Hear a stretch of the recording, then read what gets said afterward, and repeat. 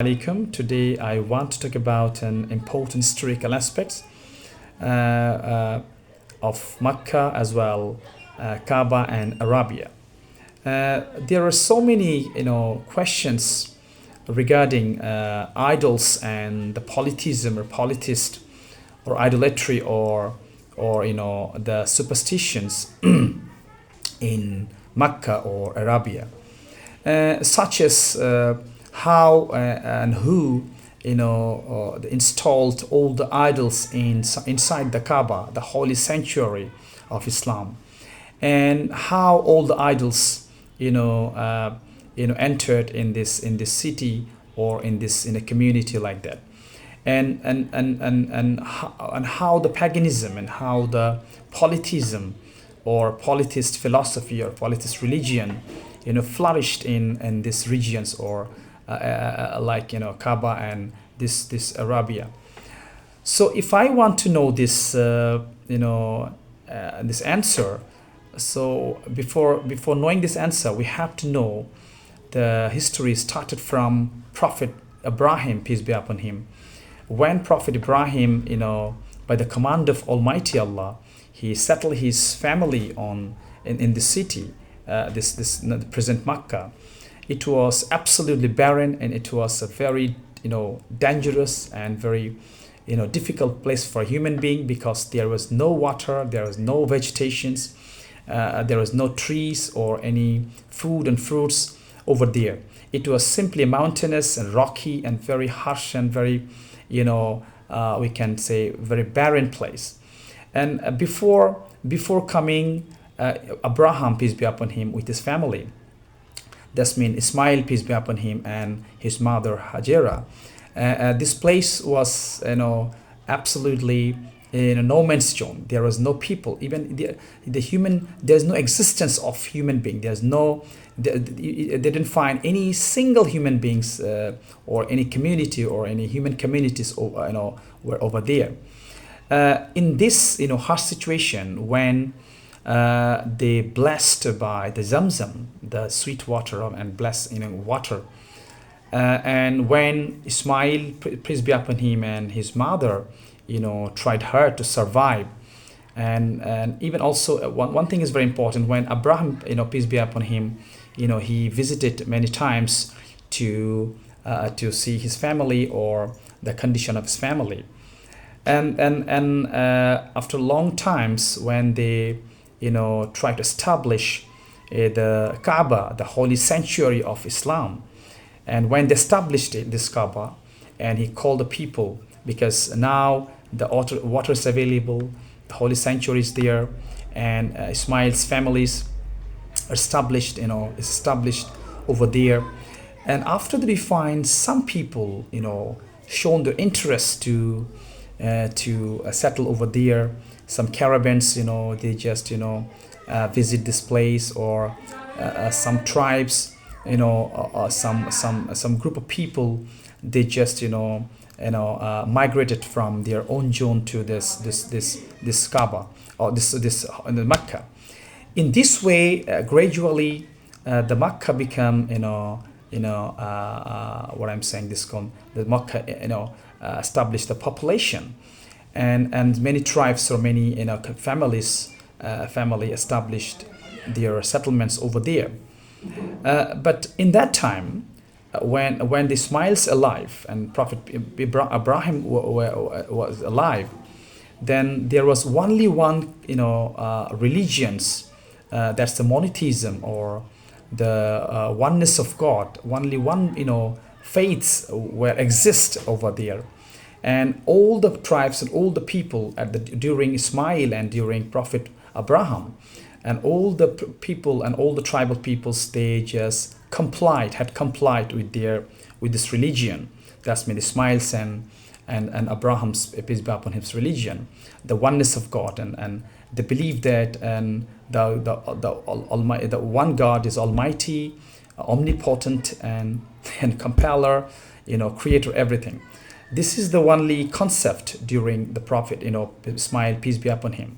And all the people around there who settled over there, they followed these religions and they practiced, and they, they just practice this type of concept. In the time, there was no idol, or there is no idolatry. There is no statue or deities or god and goddesses were found in Mecca. But the problem is that when Ismail, peace be upon him, died, and his descendant and the other tribes who lives around Mecca or around Kaaba, they become contaminated, and they become superstitious, and gradually they just what I'm saying, detracted, or they detached from this monotheism or monotheist religions, or oneness of God. They just try to establish their own philosophies, tries to establish their own hegemony, or try to establish their own concept and beliefs, and in this way, gradually, when all the tribes, the tribal people, they just in a group, they have a leader, and the leader decided, okay, what to do or what they have to do, or like that.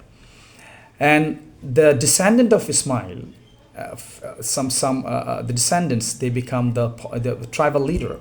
They become the tribesman, or they become the leader of very clans or tribes, and they want to establish their own power.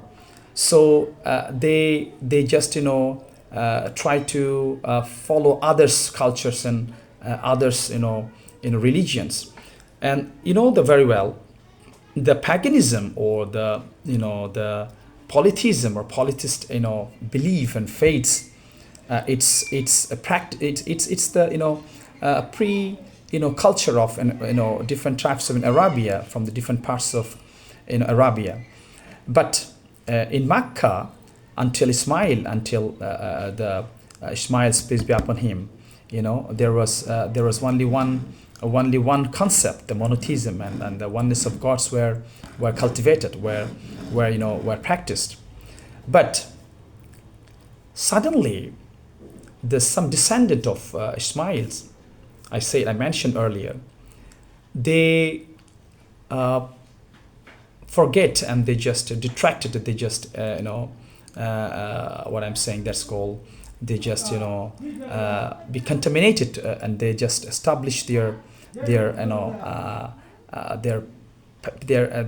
paganism, and the philosophy of many gods, and they show their interest to the idols, or they surrender their faiths to the many god and goddesses. They try to believe that whenever they need something, they have to they shouldn't follow one god. They have to follow.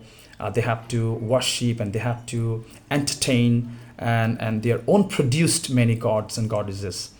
And they also, for example, for the rain they have one god. For the honor they have another god. For the marriage they have another god. For the cultivation they have another god. For traveling they have another. So there are so many god and goddesses entered, and they practiced. And the number of these god and goddesses is huge in number. That is according to hadith, and according to some narrations, according to some interpretations. That's all about more than 360. And after the conquest of the Makkah by the Prophet Muhammad, peace be upon him, he just found 360 deities, 360 idols, and 360 different types of god and goddesses statues over in Makkah, inside the Kaaba. And Prophet Muhammad, peace be upon him, destroyed everything and burned out and threw out, and it's just free from all idols. Anyway, so for example, in this way, the tribal people on the time, and descendant of Ismail's, those who are tribal leader, they want to establish their hegemony, establish their own power. They first time put some idols in the Kaaba. Suppose I want to mention one tribe, Khuzā. and the leader of the Khuzā is Amr bin Luhai. He's one of the powerful and very renowned, leader of Khuzā, and he, some historians said he's the first man who, installed the idols in Kaaba. And how? Because he was tradesman. He went to the Syria, and in Syria he found Syrian people worship one idols named Hubal, and Hubal is a very large, worshipping idols in Syria. And when he returned from Syria, and he's brought one, carried on Hubal statue, and he tried to establish this Hubal in his tribe. And all the tribesmen, all the member of the tribes, they follow their leaders, and as they respect to the leader, they just start worshipping to that Hubal. And at the once, because they were big tribe, and that's what, and they were the custodian of Kaaba, holy sanctuary, and as a custodian, they just installed that Hubal in the Kaaba, inside the Kaaba. Some historians say this is the first idols installed in Kaaba by this person, Amr bin Luhai.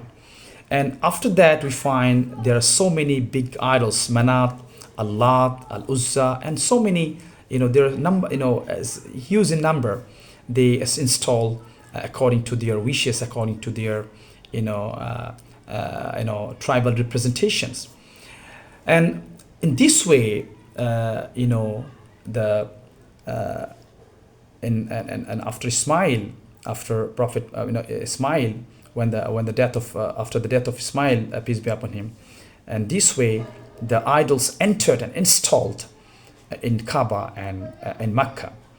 The paganism is another issues of the pre-Islamic or ancient Kaaba and ancient Mecca, and how it's happened. I mentioned you during Prophet Ismail, it was only one religion, and all the people, all the tribe, all the members, those who inhabitant of this area, they had complied with this religion. But when Ismail died, and when his descendants become